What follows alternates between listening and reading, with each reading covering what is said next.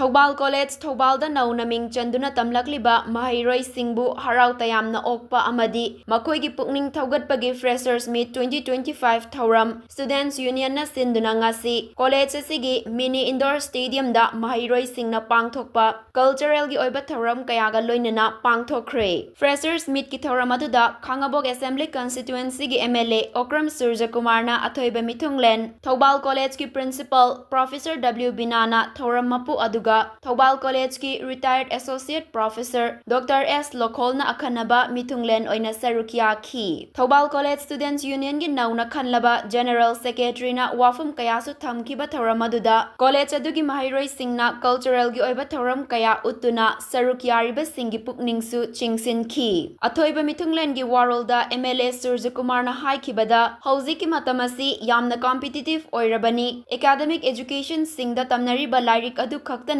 yaraktabadagi ahenba lairik sing padrabadi yaraktrabani maramasina mahairoi singna mark khaki khalaga exam da aranba pambai sizinaba asi tauroidabani situation gi khudongchadaba lauraga mahairoi singna exam da khak aranba taubiganu isana wana hotnazaraga akhangba adu khaktamak exam da ibiu aranba pambai sizinarabadi punsi da mai pakpa oiba ngamloi haujiki matamasidi quality education leiba mioi adu khaktamak mi oiba ngamgani mark wanglabasu aranba pambai sizinnarakba mioi sing adudi aranba pambai sizinaba yadaba competitive exam singda kaidaunungda mai pakpa ngamloi maramasina mahairoi lup sing amadi oza singna akanba mityeng thambiduna exam da aranba pambai sizinaba sing asi thinghauduna aikhoigi tungi mirol oirakadoriba mahairoi singi punsibu kanmina hausi haina MLA O Surjakumar na miyamda appeal tawki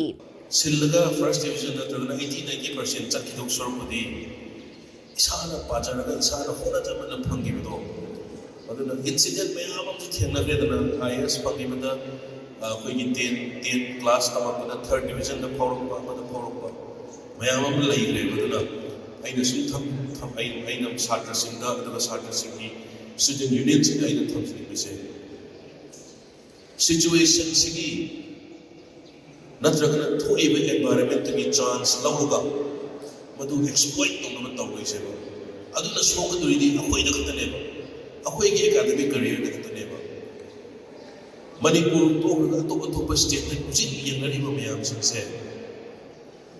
quality of education sine ba mayam yengari se kaya akoigi education system sine piri ba quality se kari no sine ba mayam se ai akoigi satra student union mayam ozagi su koi oza mayam su yawire masi encourage tawise hai samna hairabada akoi topa even Manipur University bokda akoi taiba subject khara taiba lari khara se outdated oire aduna akoi university pass out tawra thokriba chhatra sing se outdated oiba mayam ni yawrokdana akoi nauna net ke exam thawda topa competitive exam yam thawda nauna lari atupa mayam panarakti yadre habani philom la aduna ni akoi hujik laiba new education policy